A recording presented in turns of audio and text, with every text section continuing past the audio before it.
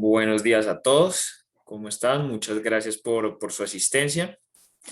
Pues bienvenidos a este panel del tercer Congreso de la Asociación Iberoamericana de Derecho de la Energía. Y este va a tratar otros temas transversales, que es el régimen de inversiones y financiamiento de proyectos. Entonces, en este panel vamos a tener la participación del doctor Juan Miguel Álvarez, la doctora Carolina Velandia, el doctor Lenin William Mayorga y David Mendiola, quienes les voy a presentar a continuación. La doctora Carolina Velandia Hernández es abogada de la Universidad Nacional de Colombia, magíster en negociaciones económicas internacionales de la Universidad Andina Simón Bolívar, posgraduada en resolución de controversias de la Universidad de Buenos Aires y especialista en derecho minero, petrolero minero y petrolero de la Universidad Externa de Colombia. Actualmente es becaria Fulbright como estudiante de doctorado en Ciencia Política y Administración Pública en Northern Illinois University. Se ha desempeñado como abogada senior en empresas petroleras y en organismos reguladores. Su experiencia está enfocada a nivel contractual, asesoría empresarial y la elaboración de publicaciones en derecho de la energía. Sus publicaciones pueden ser consultadas en Google Scholar. Y en esta oportunidad nos va a hablar de la política económica internacional, del régimen de inversiones en el sector energético latinoamericano, una partida triangular China, América Latina y los Estados Unidos, principalmente en sus principales efectos legales. El doctor Lenin Mayorga Elías es abogado de la Universidad Nacional Pedro Ruiz Gallo de Lambayeque y magíster en Derecho de Empresa y Regulación de Negocios por la Pontificia Universidad Católica del Perú. Actualmente es director de Política de Inversión Privada en el Ministerio de Economía y Finanzas peruano y docente en la Pontificia Universidad Católica del Perú. Su tema que nos va a presentar es la experiencia peruana en la estructuración y financiamiento de proyectos de distribución de gas natural bajo la modalidad de APP. El doctor Juan Miguel Álvarez Contreras es abogado de la Universidad Externada de Colombia, LLM en International Economic Law Business and Policy de Stanford University y LLM en International European Business Law de la Universidad de Viena. Actualmente se desempeña como docente de Derecho Económico Internacional y Contratación Internacional de la Universidad de Externado y como socio de la firma Roldán, Uribe y Álvarez Abogados, en donde asesora empresas en el sector energético en la estructuración y ejecución de proyectos y asume su representación ante autoridades judiciales y arbitrales. Y por último, el doctor David Mendiola, abogado con más de 13 años de experiencia académica y profesional en asuntos energéticos y ambientales. Es graduado por la Universidad Católica del Perú y cuenta con Masters of Laws, LLM, en Energía y Recursos Naturales de la Universidad Queen Mary University of London, así como con un máster en regulación por la Universidad Europea de Madrid. Él nos va a hablar disculpe. En el ámbito académico se ha desempeñado como profesor y asistente de docencia en diversas universidades peruanas como la Universidad de Ingeniería, la Universidad Peruana de Ciencias Aplicadas y la Pontificia Universidad Católica del Perú. En el ámbito profesional ha sido abogado y jefe de área regulatoria en Luz del Sur, Empresas Peruanas de Energía, así como consultor externo de organismos de evaluación y fiscalización ambiental. Actualmente se desempeña como consultor en temas energéticos ambientales. Así que en el orden de las presentaciones, iniciaremos con el doctor Lenin, después seguirá la doctora Carolina, acto seguido el doctor David y terminará el panel el doctor Juan Miguel Álvarez. Por favor, en la medida que nuestros panelistas vayan haciendo sus presentaciones, pueden ir realizando las preguntas correspondientes, que al final daremos un espacio para resolver las preguntas y para que nuestro panel discuta. Así que, por favor, doctor Lenin, el panel es todo suyo. Adelante. Buenos días con todos. Quisiera aprovechar solamente unos segundos iniciales para para agradecer a la organización, gracias a la asociación por la invitación y extender mi saludo a los miembros del panel. Para mí es un gran honor compartir este espacio con ustedes. Quisiera aprovechar la temática del panel que está relacionada con el régimen de inversiones y financiamiento de infraestructuras para compartir la experiencia peruana en proyectos de distribución de gas natural mediante asociaciones público-privadas. En el rol que desempeño como director de política de inversión privada, he tenido oportunidad de compartir esta experiencia relacionada con la estructuración de proyectos de distribución y lo que vamos a desarrollar hoy día es cómo es que se financian ordinariamente estos proyectos. Como primer punto, creo que es importante colocar un poco de contexto. En el mercado peruano se distinguen, el mercado de gas natural peruano se distingue en tres segmentos, al igual que en otros países. El de generación, que no tiene característica de servicio público, por lo tanto, lo que se suscriben son contratos de licencia o contratos de servicios, dependiendo de qué agente se encarga de la comercialización. Y tenemos también los segmentos de transporte y distribución de gas natural, que estos sí son considerados servicios públicos y se gestionan mediante el régimen de concesiones. Dado que el alcance de esta presentación está relacionada con el segmento de distribución de gas natural, quisiera mencionar también que en distribución existen dos títulos, digamos, o dos regímenes jurídicos a través de los cuales se desarrolla este tipo de proyectos. Tenemos las concesiones administrativas, que son concesiones otorgadas por el Ministerio de Energía y Minas, y tenemos también las concesiones APPs, porque en nuestro país coexisten estos dos regímenes jurídicos, por un lado el de títulos habilitantes y por otro un modelo más anglosajón que está relacionado con el concepto de asociaciones público-privadas.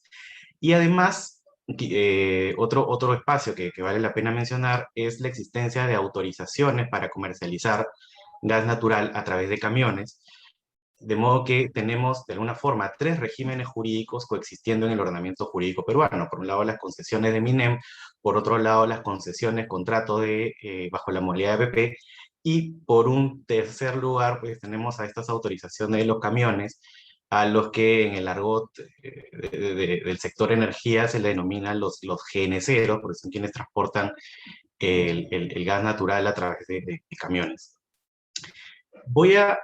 Quisiera colocar esto solamente como contexto inicial para mencionar estos tres regímenes jurídicos, pero como comenté al inicio, el alcance de la presentación está relacionada con la modalidad de APP y cómo es que se financian los contratos de APP. Voy a volver a estas otras dos modalidades hacia el final para hacer una reflexión respecto a lo que vamos a comentar, pero quisiera compartir con ustedes la experiencia de los contratos de distribución de gas natural por redes de ductos a través de la modalidad de asociaciones público-privadas.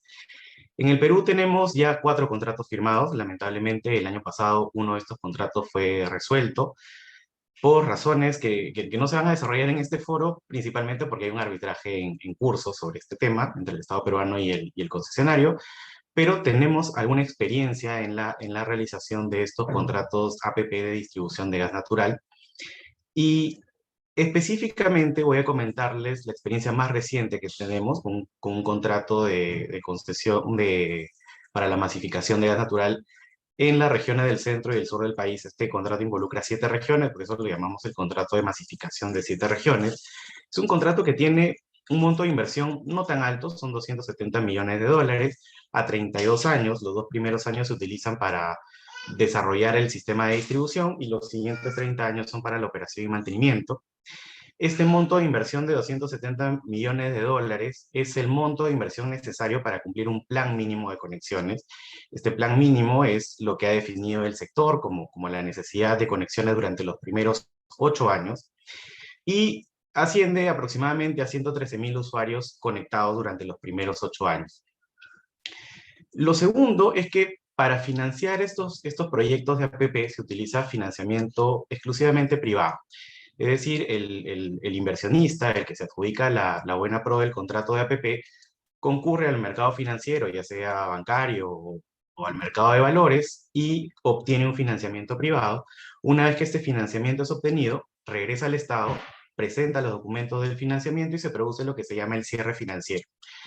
Para facilitar este cierre financiero y mejorar el perfil de riesgo del proyecto, el Estado suele otorgar unas garantías o unas garantías no financieras bajo el concepto de endeudamiento garantizado permitido.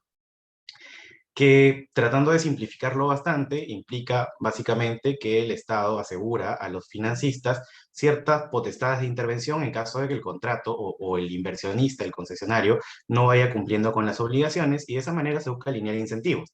Por un lado, el Estado necesita que se despliegue la red y que se conecten a usuarios. Por otro lado, el inversionista es el principal interesado en desarrollar el proyecto porque de eso depende el pago. Y el financista también tiene el incentivo para que el proyecto se desarrolle y genere flujos, porque eso depende también el pago de sus acreencias. Cuando estos tres agentes se encuentran alineados, entonces nosotros consideramos que existe un adecuado esquema de incentivos para el financiamiento del proyecto. De modo que si el inversionista no se comporta de la manera prevista en el contrato, el financista tiene la potestad de sacar al inversionista, colocar a un interventor, que es un administrador temporal, y luego reemplazar definitivamente al inversionista para que el contrato continúe su ejecución.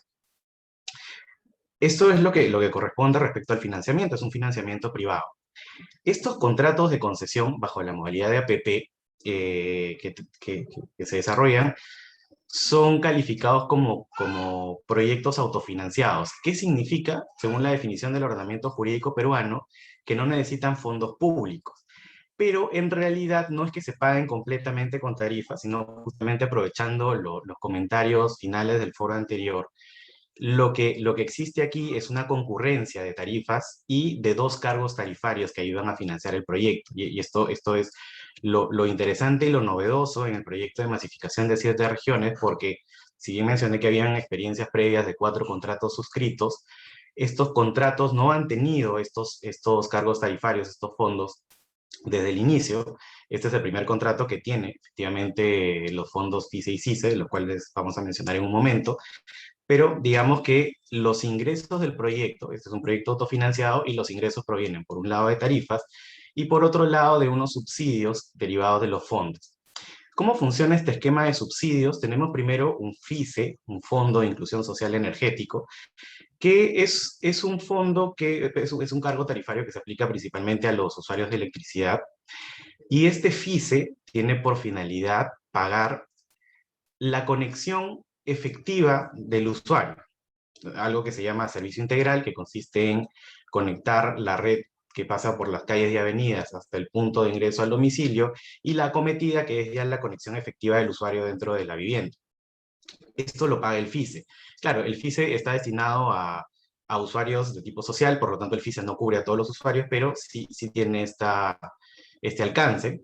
En segundo lugar, tenemos al CICE, que es el Sistema de Seguridad Energética, y este Sistema de Seguridad Energética tiene por finalidad pagar el 70% de la infraestructura, o sea, del despliegue de la red de distribución, más la operación y mantenimiento.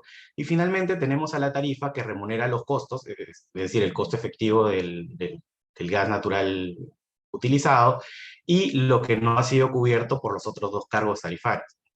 De esta manera se financian, estos son los flujos de ingresos, tenemos FICE, CICE y tarifas, como los flujos de ingresos del concesionario, del inversionista en este proyecto.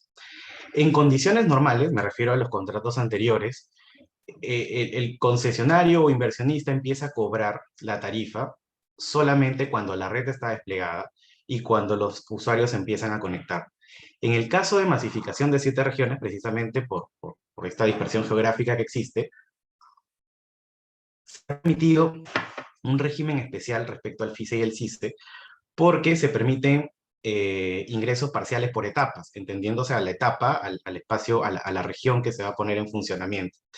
De esta manera, si bien en condiciones normales se instala la red y después se cobra la tarifa, en el caso de 7 regiones, con las primeras conexiones se van a habilitar 2 cobros.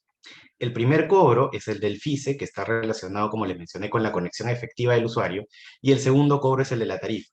¿Por qué solamente se establecen o se permiten estos 2 cobros? Porque en realidad lo que se necesita es generar un incentivo al inversionista para desplegar la totalidad de la red, es decir, para culminar las otras regiones. Y por eso, solamente cuando la red está completamente desplegada, recién se empieza a pagar el CICE a través del MIC, que es un mecanismo de ingresos complementarios, no es otra cosa que el mismo CICE, el mismo cargo tarifario, que implica también pagos mensuales y que esto sí empieza a remunerar la infraestructura. De esta manera se busca también alinear los incentivos de los inversionistas privados, no solamente para que puedan conectar a los usuarios, sino también para que terminen de desplegar la red de distribución de gas natural. Por lo tanto, tenemos básicamente un P por Q, donde el Q es la cantidad de usuarios que están contemplados en el plan mínimo de conexiones, estos 113.000 usuarios conectados durante los primeros 8 años, y estos usuarios conectados van a generar unos costos que van a ser remunerados con FICE, CICE, tarifa, siendo la tarifa el monto residual, más allá del trabajo técnico complejo que hace el regulador, es el monto residual que no es cubierto por ninguno de los dos cargos tarifarios. Entonces, bajo esta lógica de APPs, donde lo que se hace es distribuir riesgos y recursos entre el sector público y privado, se gestionan las redes de distribución de gas natural como monopolios naturales, de modo que se establece regulación como la que se establece en cualquier monopolio natural. Precios a través de las tarifas, calidad a través de los niveles de servicio que son regulados en el marco jurídico y cantidad con el mínimo de conexiones o el plan mínimo de conexiones que tiene el contrato de concesión.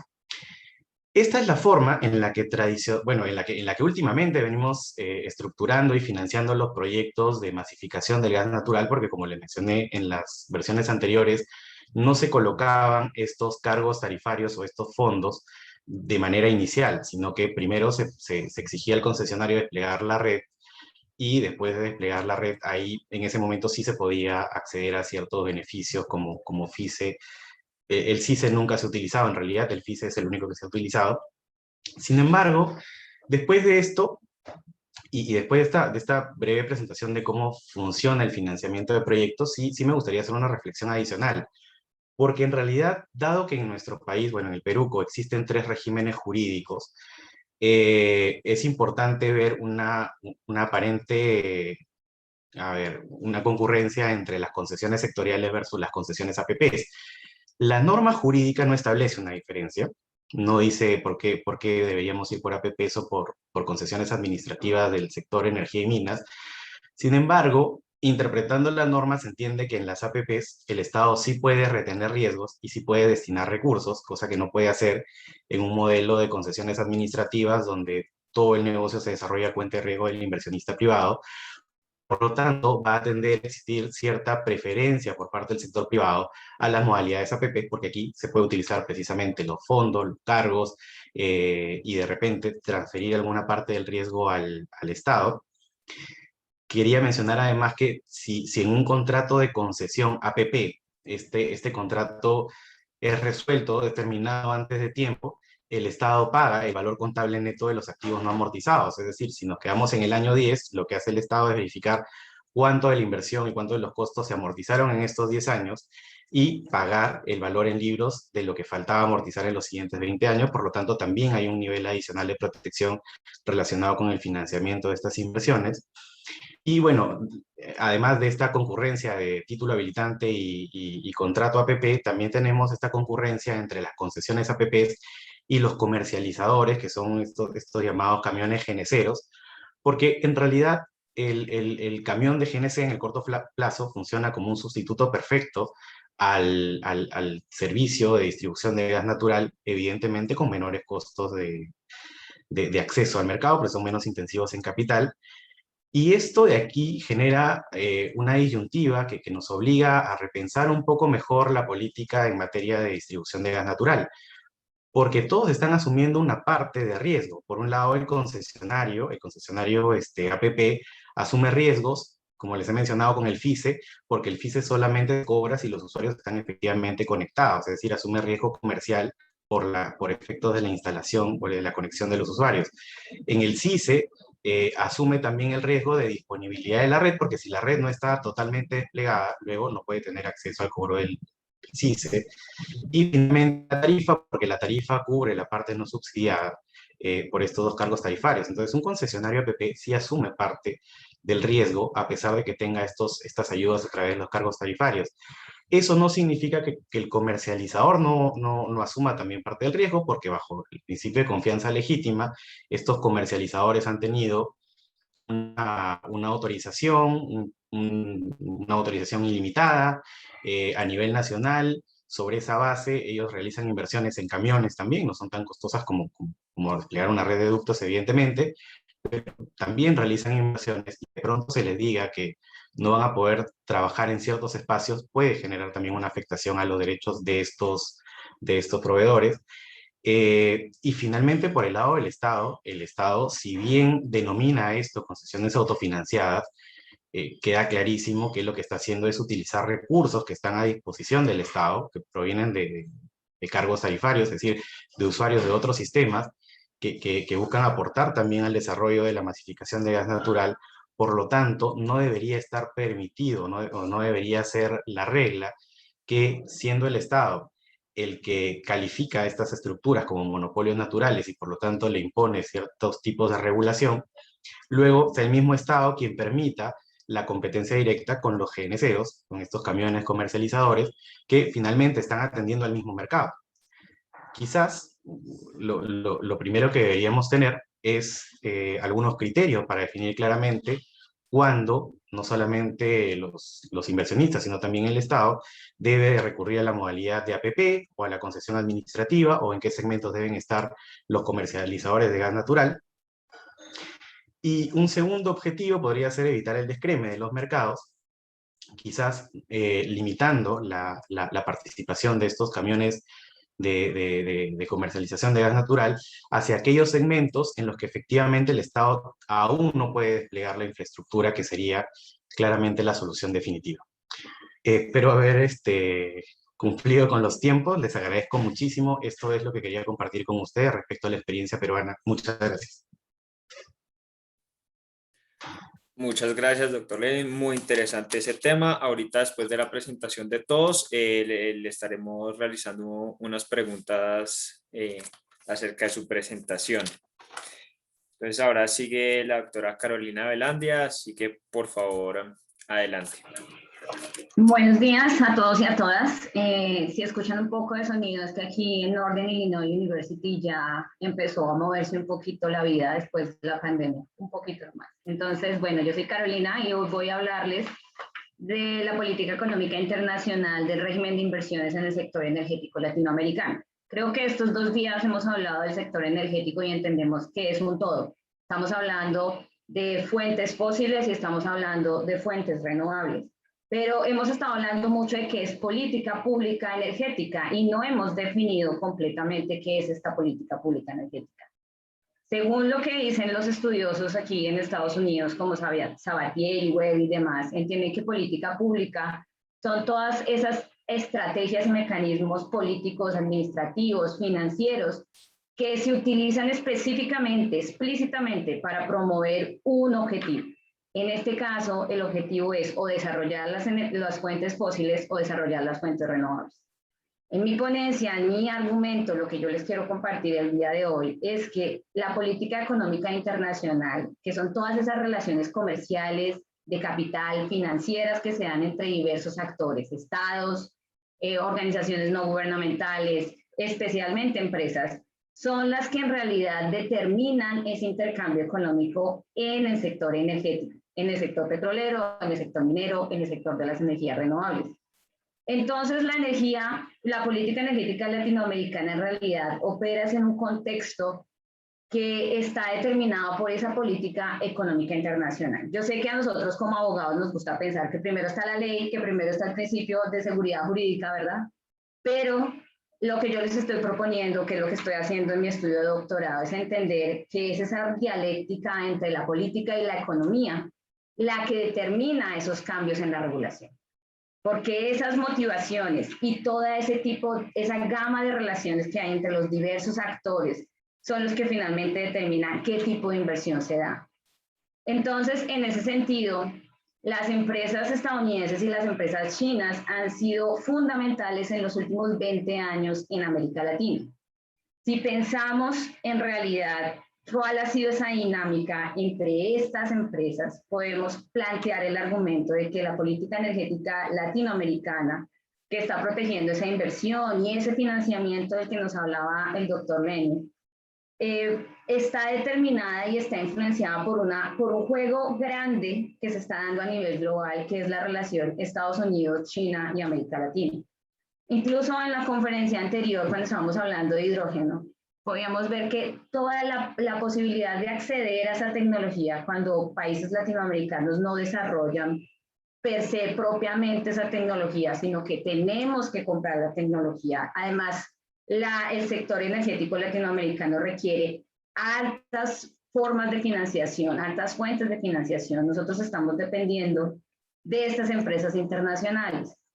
Entonces, lo que yo escribí, lo que quisiera que puedan leer en las memorias de este congreso, es que ha habido una serie de transformaciones en los últimos 20 años que nos muestran cómo las empresas estadounidenses y chinas son completamente fundamentales en entender el cambio de la política pública. Es decir, cuando ellas hacen las inversiones en tecnología, cuando hacen las inversiones en investigación y desarrollo, cuando determinan los niveles de productividad y la configuración del mercado laboral o incluso de las negociaciones que se hace con el Estado, ellas están influenciando la política pública.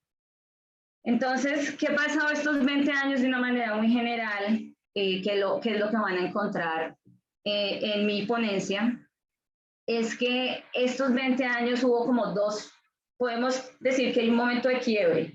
La América Latina vivió un boom de las commodities, como ustedes saben, donde la exportación de productos mineros y petroleros fue completamente jalonada por el desarrollo chino y donde la inversión estadounidense mantiene siendo muy importante. Pero al comienzo de los 2000, China empezó a invertir importantes cantidades en América Latina, empezó a firmar tratados de libre comercio y empezó a firmar también tratados de protección a la inversión. Cuando se termina el boom de las commodities, que los que trabajamos en el sector petrolero lo sabemos, yo era abogada de los contratos de no convencionales. Muchos de esos contratos se acabaron porque los precios del petróleo no dieron. Entonces, a continuación, en la región hay estudios de la Universidad de Boston y de ciertos centros de investigación donde muestran cómo China trajo unos flujos de capital muy importantes para desarrollar hidroeléctricas, desarrollar energía eólica, energía solar. Y por ejemplo, en Colombia, la empresa que de verdad vende los paneles solares es una empresa china. Así que uno puede ver que después del 2014, esa relación que empezó a ser comercial entre entre China y América Latina, empezó a transformarse hacia una relación financiera, una relación donde los bancos chinos empezaron a invertir fuertemente en el Banco Interamericano, empezaron a generar nuevas formas de contratación. Entonces, mi argumento es que la política energética latinoamericana, que está protegiendo esa inversión y ese financiamiento, determinó cómo los esquemas de contratación, como el que hablaba Lenny, la promoción de las energías renovables y el cambio de las energías energéticas ocurrió en América Latina estos 20 años.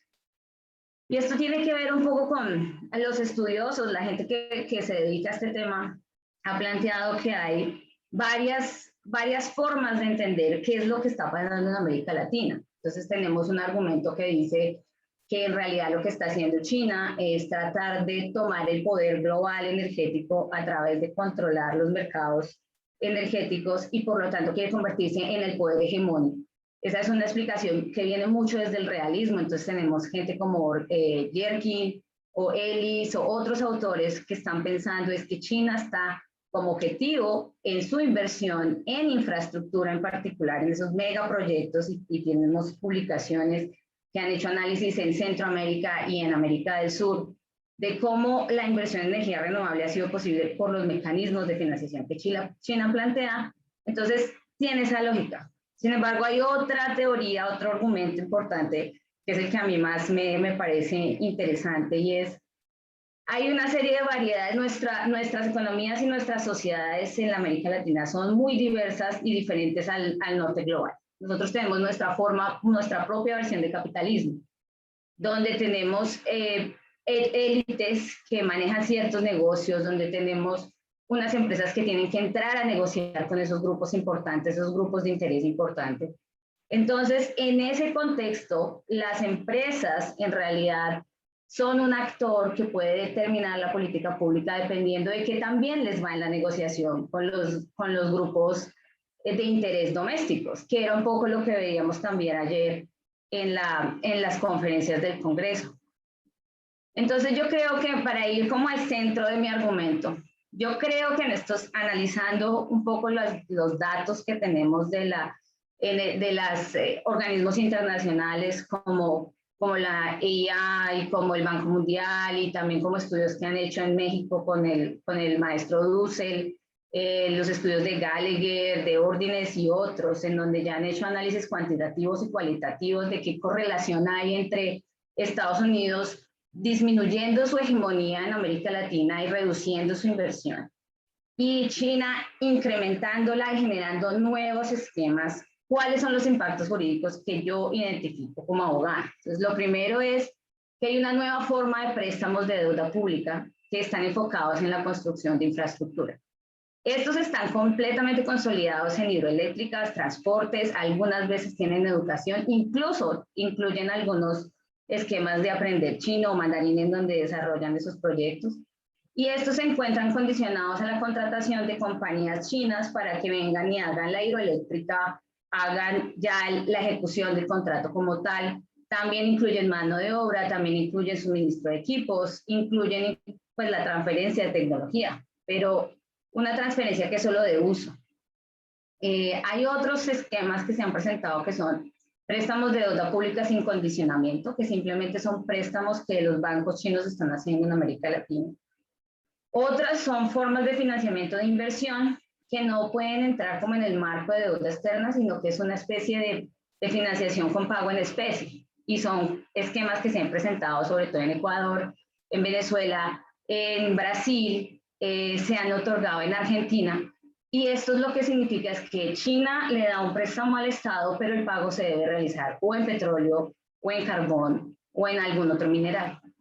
Hay otros esquemas que han sido muy interesantes a nivel financiero, que son swaps de currency, swaps de monedas, en donde ya no se está pagando con dólar, sino que se paga con yuan. Y son casos importantes. Este caso importante se ha dado en Chile, por ejemplo.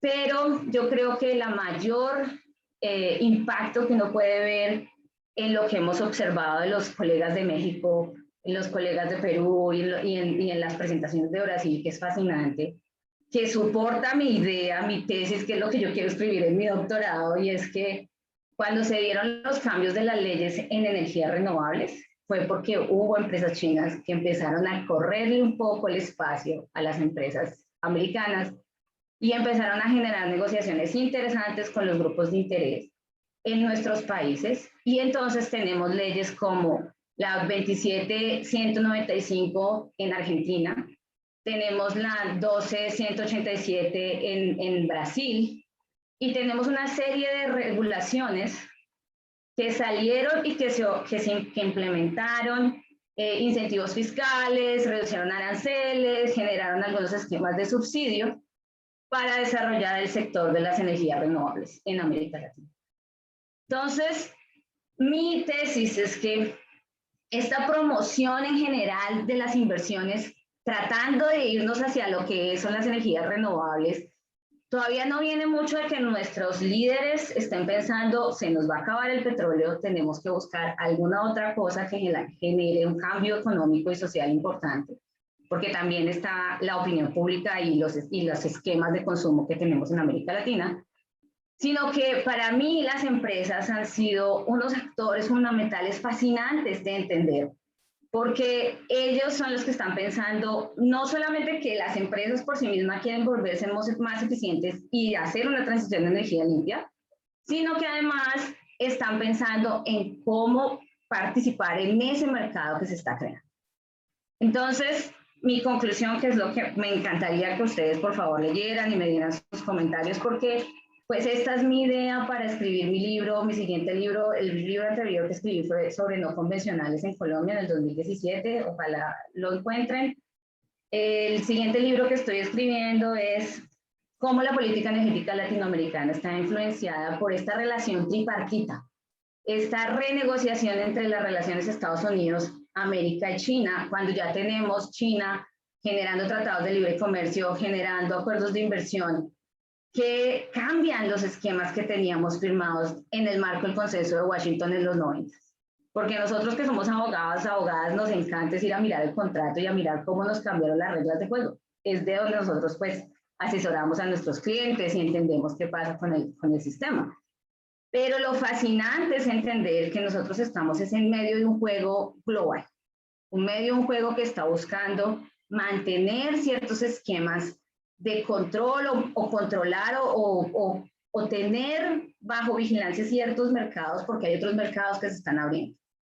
Entonces, yo creo que hay una inversión internacional muy importante para que se desarrolle nuestro mercado energético en América Latina. Siempre ha sido así, salvo aquellos países donde mantienen una fuerte intervención estatal y donde las empresas más importantes son empresas estatales que desarrollan el sector, como PDVSA, sabemos, en Venezuela. Incluso Ecopetrol fue así mucho tiempo antes, hasta que en el 2003 se abrió con el decreto 1760 hacia inversiones del sector privado. Entonces, yo creo que el rol de las firmas y empresas es primordial para observar esos cambios económicos, políticos y jurídicos. Y que además, tradicionalmente, como la oferta de la inversión en el sector energético venía de empresas estadounidenses, pues hasta como el ejemplo que el doctor Lenin Mayorga nos decía, uno de sus esquemas de concesión APP tiene un modelo anglo. Pues, oh sorpresa, nosotros también cambiamos en el 2003 hacia las agencias y hacia los contratos de exploración y producción que son influenciados por el modelo anglo. Pero ahora que tenemos estos esquemas de contratación y inversión en China, entonces vamos a cambiar hacia formas jurídicas que estén influenciadas por los chinos. ¿Qué tanto? Y porque hay unos países donde sí se genera esa inversión y esa relación mucho más fácil que otros países. Es muy curioso que el caso de Colombia haya firmado un acuerdo de libre inversión con China, un acuerdo de protección de las inversiones con China en el 2008, pero no llegamos a firmar un acuerdo de libre comercio. Mientras que Chile, en el 2005-2003 ya tenían tratado de libre inversión, ya tenían protección a la inversión, tienen swaps. ¿Y qué pasó en Chile? Desarrollaron fuertemente todo el sector de las energías renovables. O sea, tienen parques eólicos, tienen parques fotovoltaicos. Nosotros estamos todavía como en esa negociación con los chinos. Mi tesis es que nuestros grupos de interés, nuestros partidos políticos, nuestros líderes tienen una fuerte conexión con las empresas americanas y con los americanos en general, que no ha permitido que se dé esa negociación tan profunda con los chinos. Otros países, si ustedes pueden ver, hay autores que dicen esto, como Myers, Wire, Dussel y otros, que los van a encontrar en mi paper. Básicamente dicen que estos países como Venezuela, Ecuador, Brasil, Argentina, donde podemos ver una América Latina dividida, ¿no?, en dos grupos, sí se fueron por la financiación china porque tenían una muy mala relación con el Fondo Monetario Internacional y el Banco Mundial. Entonces estaban buscando otras fuentes de financiación. Pero yo no creo que toda la historia la sepamos completamente. Creo que hay que hacer más investigación. Creo que hay que saber. Yo sí, siendo abogada, creo que las razones políticas y económicas por las cuales protegemos la inversión, por las cuales el régimen de financiamiento de los proyectos cambia, es porque está totalmente determinado por las relaciones políticas y económicas. Entonces yo creo que como abogados necesitamos saber ese contexto, porque al final eso es lo que va a determinar cómo cambia la regulación, es lo que va a determinar cómo entendemos un contrato y cuál es el contexto que se le da en general al régimen de inversión. Yo creo que estoy bien con el tiempo, ¿verdad? Yo creo que esto es, bueno, esto ya, es todo. Ya estamos terminando. Bueno, yo quisiera pues invitarlos a que lean lo que he escrito y es solamente que se quedaran con esta idea. Creo que los horizontes teóricos que tenemos en este momento para entender lo que está pasando en América Latina están limitados. Nuestras motivaciones no son solamente racionales y en buscar la máxima ganancia, sino creo que hay un sistema de creencias, un sistema de valores que nos permiten hacernos más cercanos a las inversiones que vienen de un país o de otro. Y creo que nosotros también estamos determinados por un cambio importante de tecnología, un cambio importante en la cultura y en la sociedad, que está yendo hacia la transición de energías renovables, y eso va a impactar en cómo se protegen a las inversiones. Entonces, muchas gracias por su tiempo y espero sus preguntas. Muchísimas gracias, doctora. Ahorita pasamos a la presentación del doctor David, que vamos a seguir con el tema de las energías renovables, que son las inversiones ESG y su impacto en las energías renovables. Así que, por favor, adelante. Hola, buenos días con todos. ¿Me escuchan? ¿Qué tal? Bueno, ante todo, muchas gracias por la invitación con la Asociación Iberoamericana de la Energía, en especial con la gente de la Universidad Externado, con el doctor Luis Ferney Moreno y con ustedes, compañeros de panel, y Felipe, un amigo a quien no veía hace mucho tiempo. En este momento yo voy a empezar a compartir una presentación.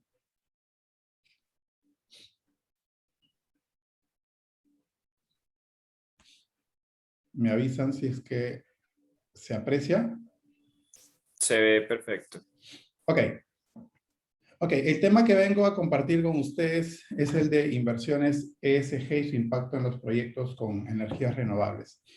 Se ha hablado mucho en realidad en los últimos tiempos de este tipo de inversiones, las inversiones ESG, y a mí me llamó mucho la atención que en nuestra región, en Latinoamérica, me parece, no le estamos dando la importancia a este concepto por el impacto que va a tener, sobre todo a futuro, ¿no? Vamos a ver además cuál es la relación de esto con los proyectos que necesitan financiamiento para energías renovables específicamente.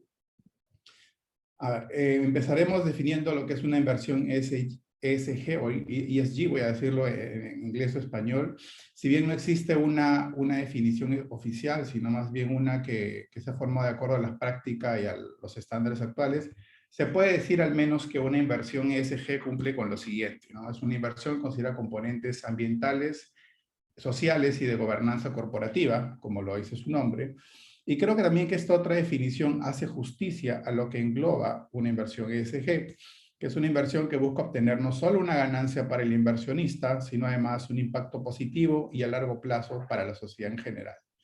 Nótese aquí un cambio de paradigma, donde ya la ganancia por ganancia no es lo que como sociedad estaríamos buscando, sino una ganancia para la empresa, pero que tenga un mayor impacto en lo social. Si bien, como les comentaba, este no es un concepto nuevo, pues durante los últimos años ya se venía hablando de inversiones sostenibles.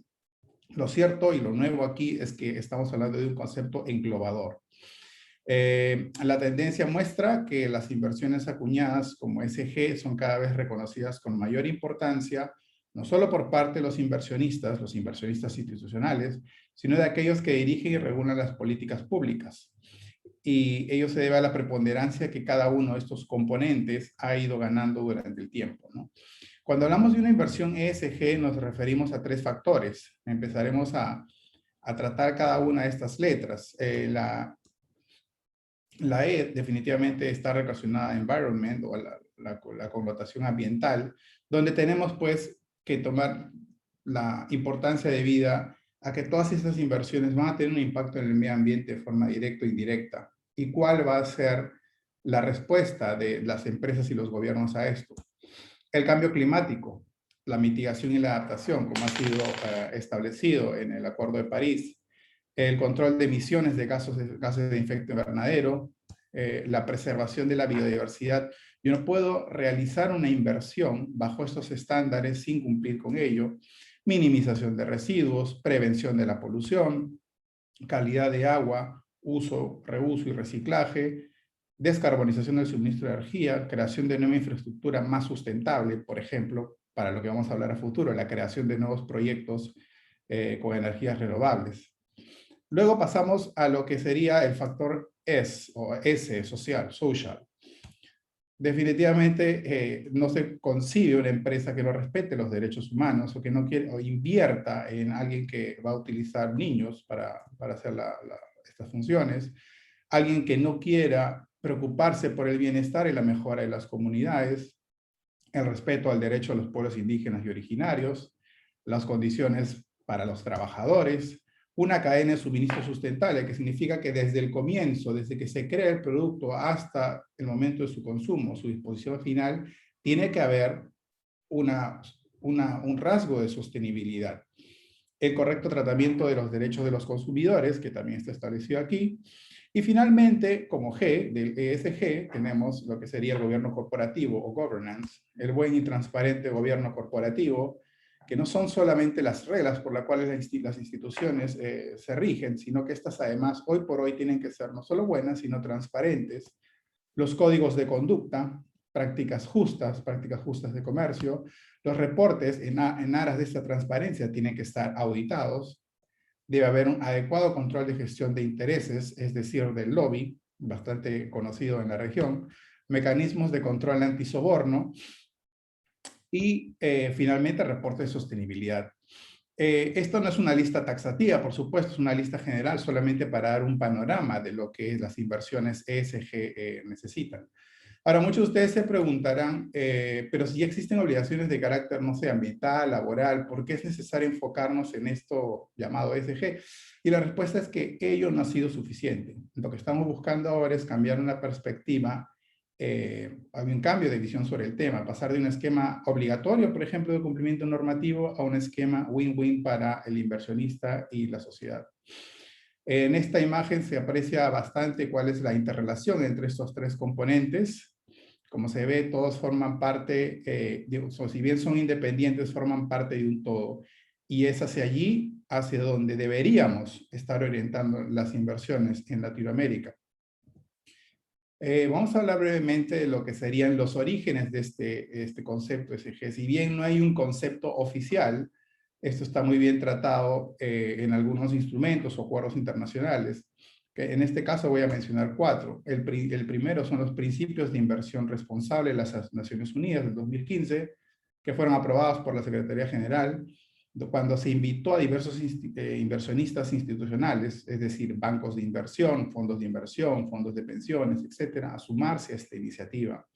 Ellos se han comprometido a incorporar cuestiones ESG durante todo el proceso de inversión, es decir, desde que se analizan las posibles inversiones, pasando por la toma de decisiones y con el uso y disfrute de la propiedad, por ejemplo, el caso de una concesión. Ello con el objetivo de alinear los objetivos de estos inversores con los que tiene la sociedad.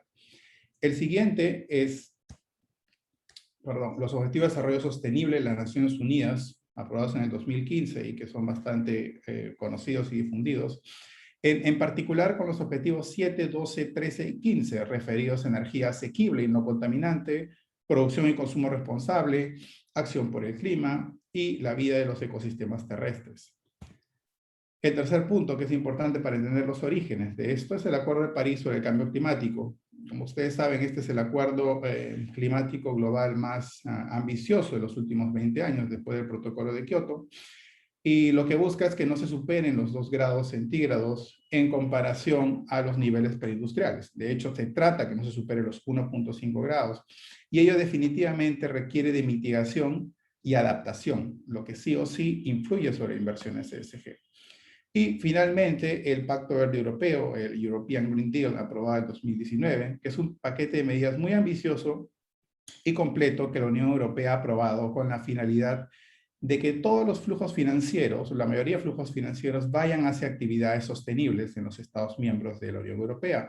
Esto con la finalidad que para el 2050 exista una neutralidad en las emisiones de carbono en dicho continente. Si bien hemos conversado que estas inversiones ESG han sido, más que todo, aprobadas por las Naciones Unidas como actos de buena voluntad de muchas empresas, la tendencia que se aprecia es hacia un reconocimiento legal de las mismas. Y voy a poner 3 ejemplos que de alguna manera van a graficar esto y qué es lo que nosotros como región deberíamos esperar en los próximos años. El primero, y como ven es muy reciente, es el Reglamento de Finanzas Sostenibles del año 2019, que en realidad su nombre completo es Reglamento sobre la divulgación de información relativa a la sostenibilidad en el sector de los servicios financieros. Ha sido aprobado en el 2019 y está vigente desde marzo de este año, y como su nombre lo indica, busca mejorar la publicidad de la información referida a sostenibilidad. Es decir, cómo consideran las empresas, los inversionistas, los riesgos ESG en sus decisiones de inversión. Por ejemplo, se obliga con este reglamento a que los participantes en mercados financieros publican sus políticas sobre riesgo de sostenibilidad, incidencias adversas de decisiones de inversión, entre otros.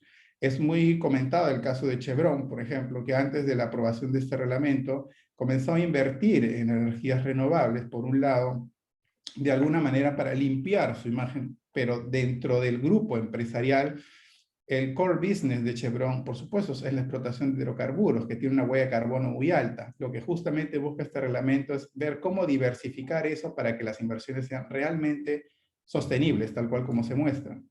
El segundo punto es la taxonomía europea para las actividades sostenibles. Esta es una lista de actividades aprobadas por la Unión Europea de forma oficial, que va a permitir a todos los inversores conocer si es que el negocio en el que piensan invertir cumple objetivamente con las metas de sostenibilidad del European Green Deal que ya conversamos. Es decir, esta situación carbono neutral para el 2050. La Unión Europea ha establecido un listado de 72 actividades aprobadas por las cuales cualquier inversionista que ponga dinero sobre ellas va a saber que cumple con los objetivos ESG antes mencionados. Y quería comentar un caso que me llamó mucho la atención cuando estaba preparando esta ponencia y un artículo respectivo. Es aquí en el Perú. En el Perú desde el año 2017, las empresas que listan en bolsa y que están de alguna manera supervisadas por la Superintendencia de Mercado de Valores o SMB, están obligadas a presentar un reporte de sostenibilidad. Yo he revisado un poco lo que se tiene que presentar allí y si bien no estamos llegando a estándares europeos o de futuras regulaciones europeas, me parece que es un buen avance, que es bastante positivo que se exija a las empresas este tipo de actos. Para así, por supuesto, los inversionistas, los que quieran comprar acciones, sepan qué es lo que realmente están comprando. Y bueno, para dar la parte final de esta conferencia, ¿cuál era la importancia de estas inversiones?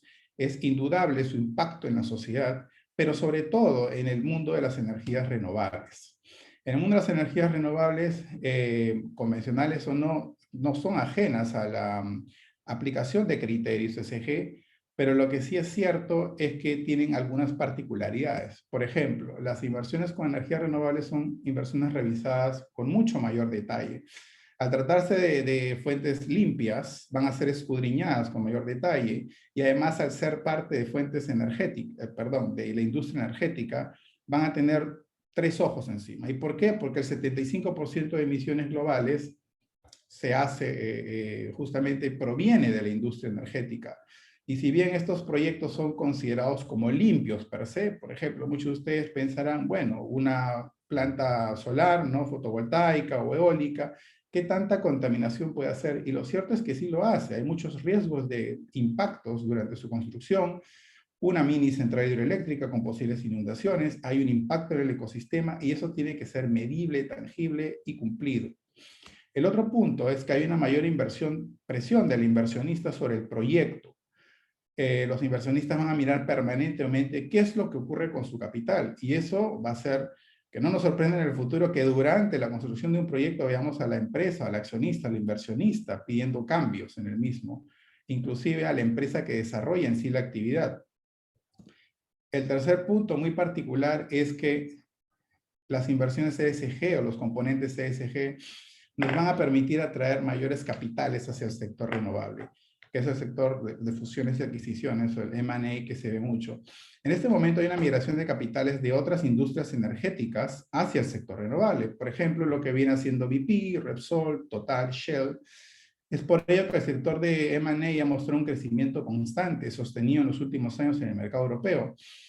El caso europeo, por ejemplo, se ve no solo en la inversión en los gigantes parques eólicos del Mar del Norte, sino también en las soleadas tierras del sur y en actividades complementarias como el desarrollo de mayores estaciones de carga eléctrica para vehículos y así como el hidrógeno verde. Y todo esto va a requerir siempre este componente ESG. Lo siguiente es la potencialidad de nuestra región, de Latinoamérica. Nuestra región, además de ser una de las que más impacto va a tener por el cambio climático, es una región que se muestra bastante atractiva para las inversiones en energías renovables, que eso ha sido comentado en estos días durante este congreso. Y es muy importante recordar que los fondos de inversión, es decir, quienes tienen el dinero, los fondos de pensiones, los bancos de inversión, los que están en New York, en Londres, en Europa, ellos están esperando simplemente este tipo de inversiones. Saber que el dinero que van a invertir en la construcción de plantas eólicas, en solares, relacionadas con recursos renovables, sea una inversión que cumpla con sostenibilidad, ¿no? Hay mucho dinero durmiendo en cuentas, es algo que aprendí hace poco, y esperando simplemente encontrar una inversión adecuada que cumpla con esos criterios, ¿no? Muchas de estas empresas no van a soltar ese dinero por diversos riesgos, como el reputacional o el de posible impacto en el medio ambiente. Y finalmente, para terminar mi ponencia, tenemos que estar preparados para su regulación, ¿no? La tendencia mostrada por las inversiones ESG ha mostrado que estas se van a regular. Se van a regular en el corto y mediano plazo. Probablemente pasaremos de este esquema voluntario actualmente a uno con enforcement, regulado por los estados. Y solo las empresas que se encuentren mejor preparadas se adaptarán mejor a dichos cambios. Tenemos que estar listos por ello, porque hay y habrá una presión constante a verificar por parte de las empresas estas condiciones antes de poner dinero en la mesa, ¿no? Muchas gracias. Y atento a las preguntas de ustedes. Bueno, pues muchísimas gracias por esta presentación. Y ya pasamos a la última. Ya que nos vamos a enfocar en un tema transversal a esto de las energías renovables y lo que se ha venido hablando, que nos va a presentar el doctor Juan Miguel. Entonces, pues los sistemas de protección de las inversiones y un poco de arbitraje. Así que, por favor, adelante. Muchas gracias, Felipe. Un saludo a mis copanelistas y a los demás asistentes. Sí, como lo anuncia Felipe, ya después de haber escuchado las intervenciones de mis copanelistas, en donde se ha puesto en evidencia la existencia de regímenes domésticos y también internacionales en materia de inversiones en el sector energético, me he propuesto para esta pequeña exposición abordar cuál es la relación que existe entre esos regímenes de inversión domésticos con el sistema internacional para la protección de las inversiones extranjeras. Porque pues necesariamente la promoción de la inversión desde hace ya muchos años ha estado relacionada no solo con los esfuerzos de los estados en el ámbito local, sino también con sus esfuerzos en el ámbito internacional. De manera muy general, cuando aludo al Sistema Internacional de Protección de las Inversiones, me estoy refiriendo a más de 2000 tratados denominados genéricamente como acuerdos internacionales de inversión, que pueden ser bien capítulos de inversión en tratados de libre comercio o tratados bilaterales de inversión, que tienen por objeto, como su nombre lo indica, pues promover y proteger inversiones extranjeras.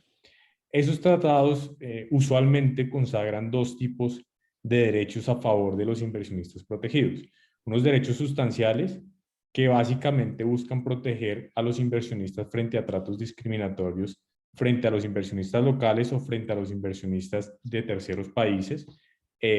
También busca protegerlos frente a expropiaciones ilegales, busca garantizar que reciban tratos justos y equitativos, protección y seguridad plena, entre otros. Junto con esos derechos sustanciales, los tratados de inversión usualmente contemplan lo que se denomina mecanismo inversionista-Estado, que es la posibilidad de que los inversionistas acudan ante tribunales internacionales para alegar la violación de esos estándares sustanciales otorgados por el tratado. Esto pues constituye una excepción a la regla conforme a la cual los inversionistas, como todos los inversionistas locales, pues deben acudir ante las cortes locales para obtener la compensación por cualquier violación a sus derechos. ¿Por qué los estados suscriben estos tratados internacionales de inversión? Esto obviamente ha venido evolucionando, pero es posible decir que en sus inicios, sobre todo desde la óptica de los países en desarrollo, estos tratados eran suscritos bajo la creencia de que los mismos servían para atraer inversiones necesarias, por supuesto, pues para alcanzar los objetivos de desarrollo económico de estos países. En los últimos años, yo creo que hace unos 20 años se ha venido discutiendo si esta justificación efectivamente es válida. Y lo que se puede decir hasta el momento es que no existe una evidencia concluyente respecto de que los tratados de inversión efectivamente contribuyan a un incremento en los flujos de inversión, lo cual es bien relevante. Ahora, ya teniendo en cuenta este contexto, que es lo que yo denomino el Sistema Internacional de la Protección de las Inversiones, pues cabe preguntarse cuál es la relación que existe entre este sistema y las inversiones en el sector energético. A este respecto, lo que debe decirse es que normalmente los tratados no aluden expresamente a las inversiones energéticas. Son tratados, muchos de ellos, que vienen de los años 50, que tienen términos muy escuetos, muy generales, que no se refieren a inversiones en algún sector particular, pero por lo general, estos tratados contemplan definiciones de inversión lo suficientemente amplias para abarcar las inversiones en el sector energético y por lo tanto proteger esas inversiones. Y esta característica resulta bien relevante porque los tratados protegen por lo general todas las inversiones en el sector energético, independientemente de la fuente para la generación de la energía.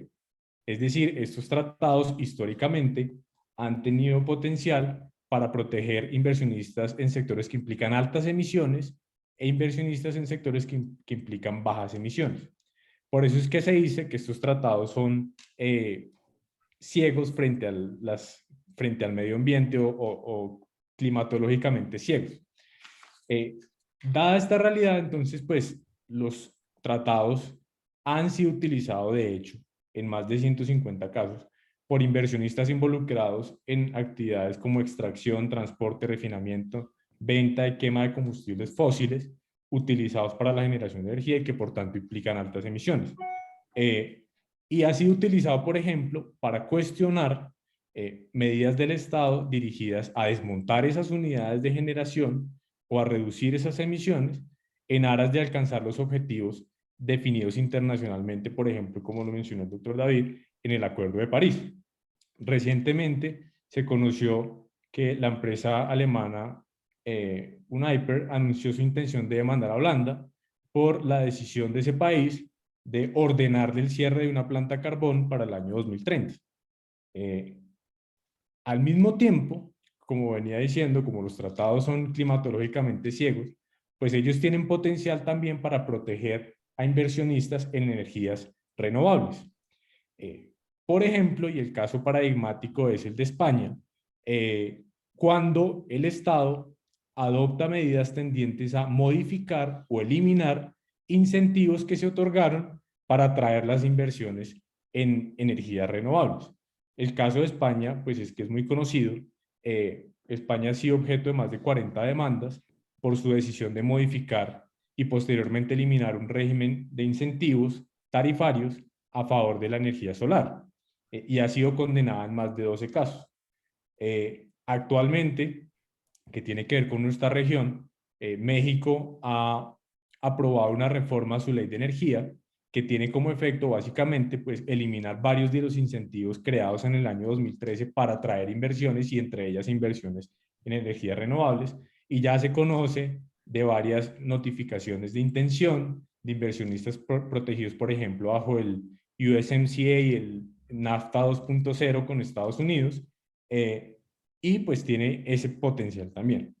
Entonces, ante este panorama en el cual los tratados son climatológicamente ciegos, pues desde hace ya algunos años, pues se ha venido cuestionando si estos tratados realmente están alineados con los objetivos internacionales en materia de cambio climático. Y algunos dicen, pues que al proteger también las inversiones que implican altas emisiones, pues los tratados lo que hacen es generar obstáculos para que los estados puedan lograr sus objetivos en materia de cambio climático. Entonces, pues ante la amenaza de demandas, los estados pueden verse disuadidos de adoptar medidas urgentes como son las que se necesitan para hacer frente al cambio climático y desmontar esas unidades de generación que dejan pues una gran huella en el medio ambiente. Entonces, ante esta crítica que es muy evidente porque pues es clara, en los últimos años se ha venido se han venido proponiendo algunas alternativas para modificar o reformar el sistema de manera que se alinee a los objetivos internacionales en materia de cambio climático.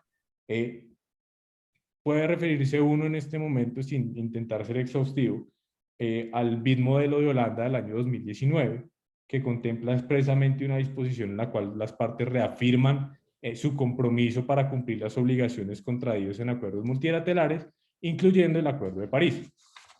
El TBI o el BID modelo de Marruecos del año pasado va inclusive más allá e impone a los inversionistas protegidos la obligación de manejar y operar sus inversiones de una manera que sea acorde con las obligaciones de los estados parte en materia de medio ambiente. Es decir, impone obligaciones concretas a los inversionistas. También, muy relevante, actualmente se está adelantando la modernización del Tratado de la Carta de Energía. El Tratado de la Carta de Energía fue suscrito en el año 1994 entre países de Europa Occidental, Europa Oriental y algunos países asiáticos, con el objeto de promover las inversiones en el sector energético. El Tratado de la Carta de Energía también era climatológicamente ciego.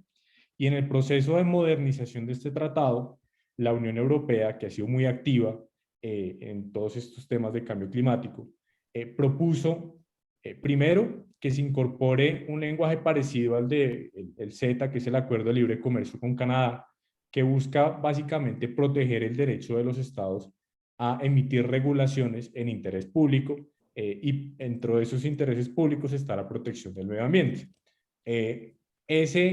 Esa propuesta también va dirigida a que se acote y se determine de manera precisa el alcance de algunos estándares que son muy amplios, como es el estándar de trato justo y equitativo, de manera que pues, se reduzca la incertidumbre para los estados acerca de si una determinada medida constituye o no una violación de los tratados. Y de manera relevante, en marzo de este año, la Unión Europea anunció una nueva propuesta dirigida a que en la nueva Carta de Energía se elimine absolutamente la protección a los inversionistas en sectores que implican la utilización de combustibles fósiles. La propuesta pues tiene algún alcance gradual, pero lo que busca es que el tratado deje de ser climatológicamente ciego y diferencie el nivel de protección entre unas inversiones que son amigables con el medio ambiente y otras que no lo son. Y pues hay quienes dicen que la mejor alternativa para que estos tratados se alineen con el sistema, con los instrumentos internacionales en materia de cambio climático, es pues simplemente terminar estos tratados, dado que no hay evidencia que los mismos contribuyan al incremento en las inversiones y por el contrario pueden convertirse en obstáculos para fomentar inversiones que son muy requeridas para la transición energética. Y ya por último, y es para cerrar mi exposición, como la mayoría de tratados realmente no tienen ningún lenguaje que acerque estos tratados a los objetivos del Acuerdo de París, hay quienes afirman que en todo caso los tribunales ya cuentan con instrumentos para tener en cuenta estas obligaciones internacionales al momento de interpretar los acuerdos internacionales de inversión. Y pues se alude al artículo 31, 3C de la Convención de Viena sobre el Derecho de los Tratados, que establece que para la interpretación de los tratados debe tenerse en cuenta no solo el contexto, sino también toda forma pertinente de derecho internacional aplicable en la relación entre las partes, y ahí se incluiría el Acuerdo de París, pues que ha logrado tener una gran acogida a nivel internacional. Así pues, concluyo diciendo que el sistema internacional de las inversiones en su estado actual no está acorde con los objetivos internacionales en materia de cambio climático, protege a inversiones que implican altas emisiones y protege inversiones que implican bajas emisiones, y es por eso que el llamado desde hace muchos años es a que este sistema se revise para que se pueda alinear con esos objetivos y no reñir contra esos objetivos. Muchas gracias. Muchísimas gracias, doctor Juan Miguel. Entonces ahora pasamos a una sección para hacer un poco de debate, teniendo en cuenta lo que ustedes nos acaban de presentar. Y tengo una pregunta, por ejemplo, acá, que puede ser dirigida al doctor Lenin, y es teniendo en cuenta los esquemas de contratación bajo la modalidad APP que nos, en la distribución que nos expuso, ¿qué garantías pueden tener los inversionistas para que no suceda lo que pasó en el caso argentino con la crisis del 2001, donde congelaron los precios de los servicios públicos, que causó, así como pasó en el caso español que nos mencionaba el doctor Juan Miguel, un boom de demandas en arbitraje e inversión? Entonces, ¿qué garantías tienen los inversionistas para que no vaya a haber una situación similar de estancamiento de precios, sobre todo en un sistema que hablamos que, a pesar de que hay libertad en la competencia, hay fuertes barreras de acceso? Entonces, no es tan libre y no siempre hay libertad de precios. Entonces, pues, ¿cómo se reconcilian esos principios de libre competencia con sectores regulados, con libertad de regulación y con libertad de contratación? De acuerdo, muchísimas gracias por la pregunta.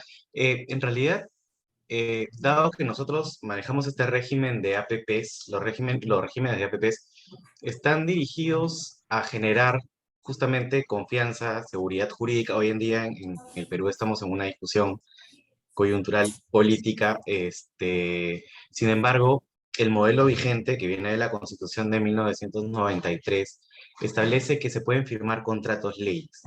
Crea la figura del contrato ley. ¿Y qué es este contrato ley? Es un contrato mediante el cual el Estado otorga seguridades y garantías a los inversionistas privados. Entre estos contratos leyes podemos tener incluso dos categorías: los convenios de estabilidad jurídica, que permiten estabilizar ciertas normas, como las normas tributarias, laborales, libre intercambiabilidad de divisas, la posibilidad de realizar transferencias al extranjero. Esto está permitido, está estabilizado generalmente a través de convenios de estabilidad jurídica.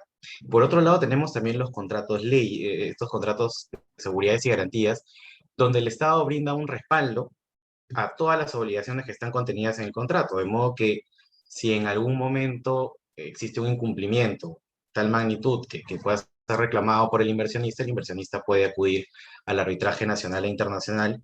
Y es justo lo que comentaba el doctor Juan Miguel, ¿no? Cuando mencionaba el arbitraje y los tratados de inversión, porque digamos, en el Perú se puede recurrir hacia ahí no solamente por el Tratado Bilateral de Inversión o por los acuerdos comerciales, sino también porque los contratos suelen incluir cláusulas CIADI.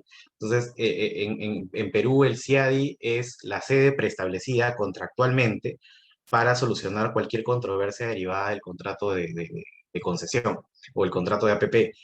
Además de estos contratos de seguridades y garantías, contratos leyes, cláusulas CIADI, lo que también existe en el Perú y en estos contratos de APP es un concepto de equilibrio económico financiero.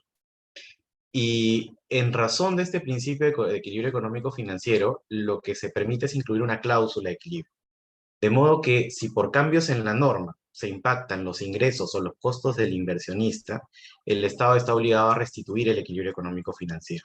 ¿Cómo lo hace? Lo hace con más plazo, lo hace con una revisión tarifaria, lo hace con una compensación directa, pero entonces nosotros tenemos un menú variado de mecanismos que tratan de brindar seguridad jurídica, que son mecanismos que se dieron en inicios de la década de los 90, justamente para promover inversión. Pero sí existen varios mecanismos que brindan seguridad jurídica. Además del tema que mencioné en la presentación, que en caso de decisión unilateral, porque siendo estados siempre es posible la resolución unilateral del contrato o el incumplimiento por parte del Estado, en esos casos incluso la normativa reconoce que además de pagar el valor contable neto, o sea, el valor en libros, el Estado también puede pagar una indemnización. Y estas indemnizaciones también son solicitadas a nivel de arbitraje internacional.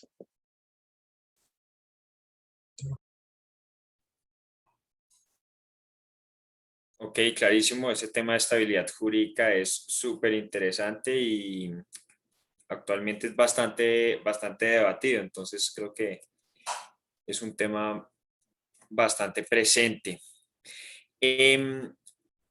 Hay otro aspecto que yo creo que es transversal a todo lo que estamos hablando, y es, en el sistema de inversiones hay varios intereses que están en colisión. El interés del inversionista en sacar su rédito económico, el de los estados de promover desarrollo, que es el objeto básico que hablaba el doctor Juan Miguel al principio de su presentación, y el cuidado del medio ambiente, de la protección a los derechos de los trabajadores y todos los demás extensos componentes que comprenden las inversiones ESG que explicaba el doctor David. Entonces, aquí hay una pregunta muy interesante que hacen, que es para el doctor Juan Miguel, pero yo creo que lo pueden tratar todos brevemente, que es ¿cómo se puede reformar más de 3.000 tratados existentes hoy? Y si se puede hablar de un sistema actual internacional respecto de estos asuntos, y cómo se armonizan estos principios que colisionan tan fuertemente en muchos casos, que generan grandes arbitrajes internacionales y fugas de capitales, atracción de inversiones en unos sistemas jurídicamente más amables. El micrófono es de ustedes. Bueno, pues sí, es una pregunta muy relevante porque pues es muy fácil hablar de reformar, pero cuando uno concreta en que justamente existen miles de tratados que conforman este sistema, pues la cosa se vuelve un poco más complicada. Unos pequeños puntos, pues una primera vía, que sería la vía más rápida, es lograr algún consenso multilateral para la suscripción de un acuerdo para la protección de las inversiones. Ya eso se intentó en el pasado. La OCDE en su momento ideó un modelo de tratado de protección de las inversiones que no fue acogido porque los países en desarrollo consideraban que era un modelo pues basado en las expectativas de los países desarrollados, pero pues la opción más rápida sería esa. En este momento, el grupo 3 de UNCITRAL está discutiendo la reforma al mecanismo inversionista Estado. Digamos que no es una reforma que necesariamente toque con los aspectos sustanciales de protección, sino con el arbitraje internacional básicamente, y motivos que generan discusión acerca del arbitraje internacional y su legitimidad. Pero pues esa podría ser la vía. Ahora, ejemplos recientes que pueden ser, digamos, desde un punto de vista más cercano, pues la única forma, la práctica ha evidenciado que la única forma de reformar estos sistemas no es a través de procesos largos y tediosos de ratificación como los que hay en Colombia, que es, pues que es necesario, pues además de la firma de la modificación, acudir al Congreso, luego a la Corte Constitucional, sino que se han venido utilizando frecuentemente un instrumento que son las declaraciones interpretativas conjuntas, que no están sujetas a este trámite de aprobación y que en la práctica se utilizan con una finalidad que realmente excede lo que es interpretar un tratado y que verdaderamente conducen a su modificación. Pero creo que Colombia, por ejemplo, ha suscrito declaraciones interpretativas respecto de varios de sus tratados. Lo hizo con la India, por ejemplo. Creo que las declaraciones interpretativas son una vía, al menos para que los estados declaren que los objetivos previstos en el tratado no riñen con los objetivos o con las obligaciones internacionales de los estados en materia de protección del medio ambiente. Eso, por sí solo, es un criterio que debería ser tenido en cuenta por los tribunales internacionales al momento de interpretar esos instrumentos, y podría ser válido sin que implique una reforma absoluta del sistema, porque pues probablemente no es viable en el corto plazo.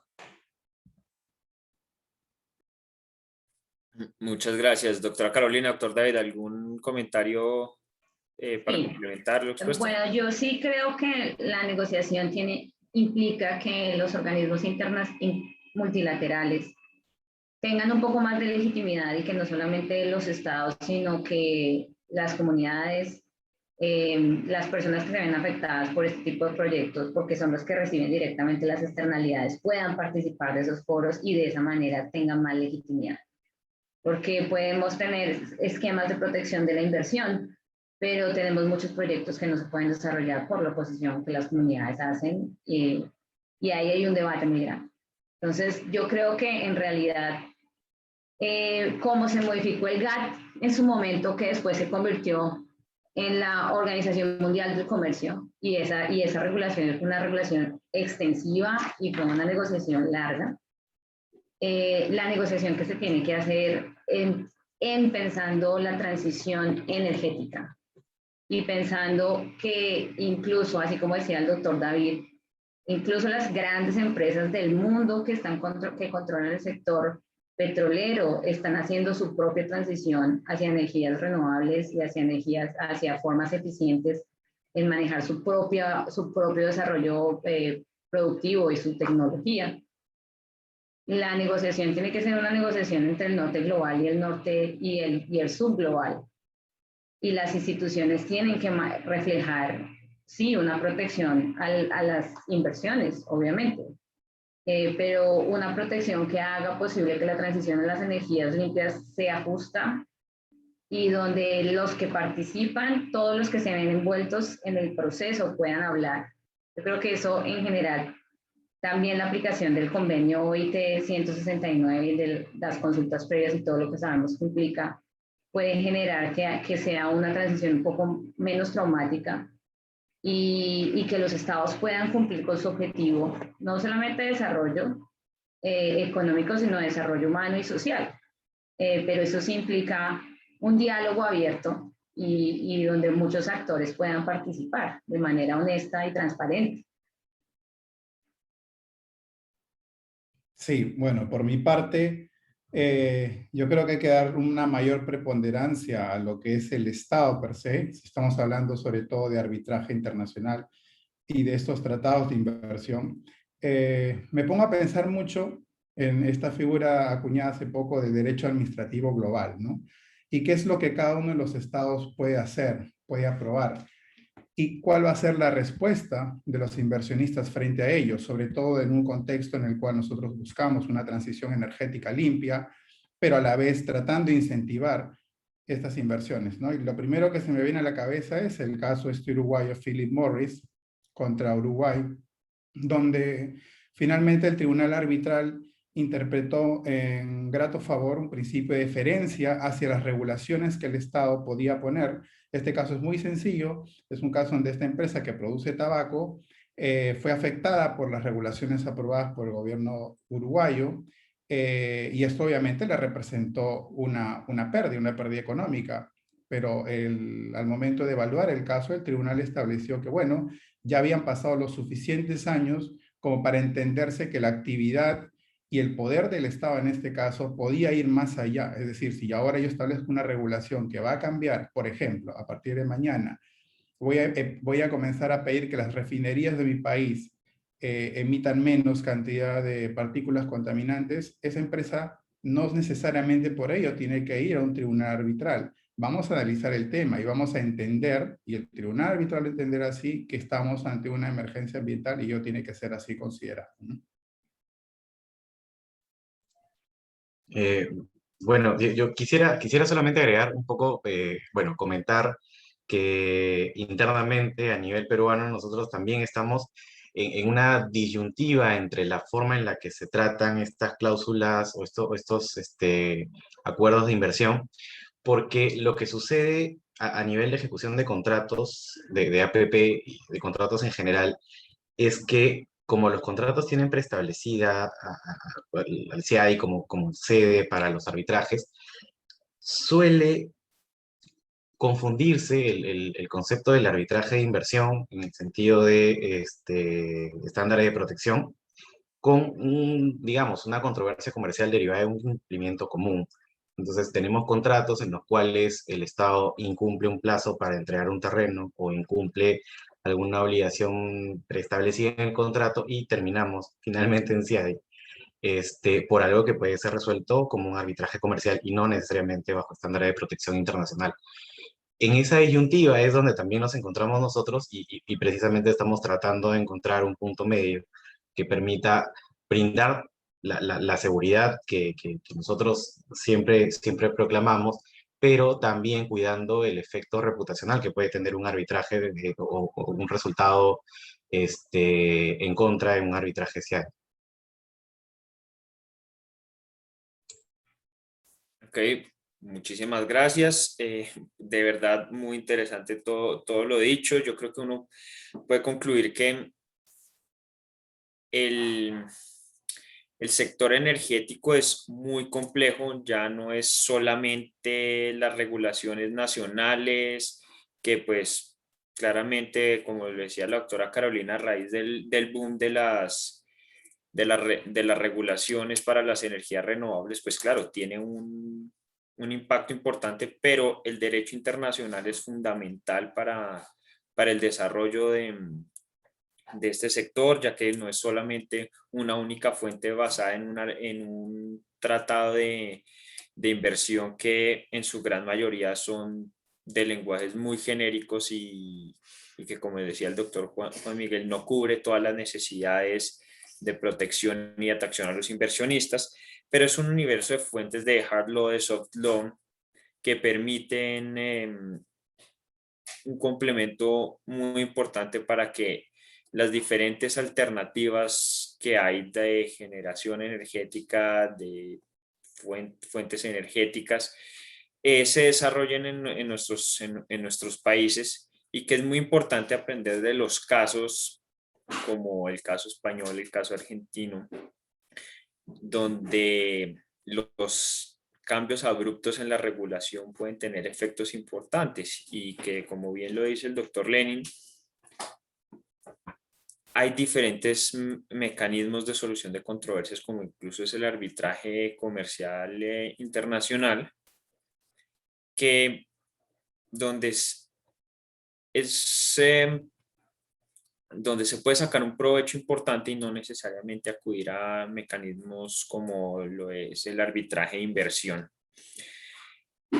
Entonces, pues bueno, nuevamente les agradezco a ustedes por su participación y por hacer este panel sumamente interesante. Quiero agradecer obviamente a CIDE por la invitación, a la Universidad Externado, especialmente al doctor Luis Fernández Moreno y a María Alejandra Garzón por extendernos esta invitación. Y los invito a que por favor se unan al siguiente panel, que va muy de la mano con esto que decía el doctor Lenin aquí concluyendo, que es el panel sobre la solución de controversias. Entonces, pues, para que por favor se queden conectados.